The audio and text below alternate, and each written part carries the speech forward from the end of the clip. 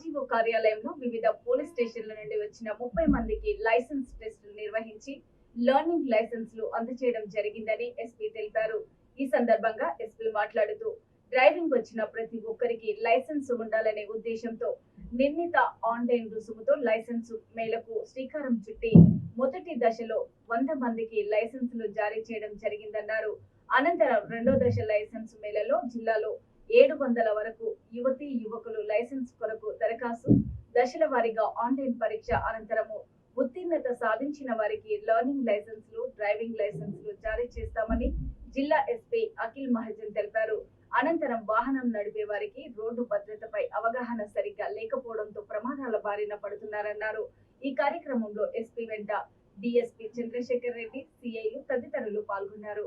ఈ రోజు మనం సిరిసిల్ల జిల్లా transport department MBI and RTO గారితో సహకరించి ఒక లైసెన్స్ మేళ ఏర్పాటు చేశాము. అది దాన్ని ప్రతి పోలీస్ స్టేషన్లో 2 వీలర్స్ లైసెన్స్ అవైలబుల్ లేదు, వాళ్ళకి ఒక కమ్యూనిటీ పోలీసింగ్ ప్రోగ్రామ్ ఇది ప్రోగ్రామ్ ఏర్పాటు చేశాము. ఫస్ట్ వాళ్ళకి లర్నింగ్ లైసెన్స్ ఎగ్జామ్ ఉంటుంది, దానిలో భాగంగా ఎగ్జామ్ ఇచ్చి వాళ్ళకి లర్నింగ్ ఎల్ఎల్ఆర్ వస్తుంది.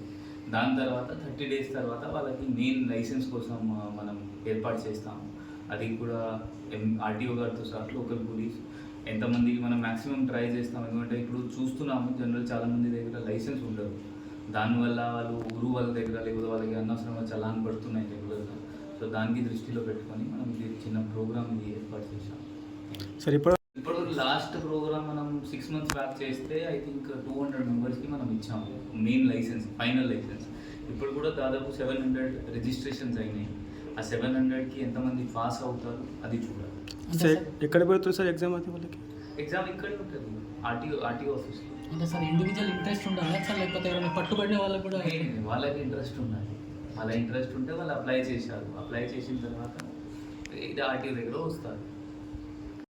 ఈసారి ఆర్టీఓ గారితో కలిసి ఇప్పుడు ఇంకొక మనం డిసిజన్ తీసుకున్నాము.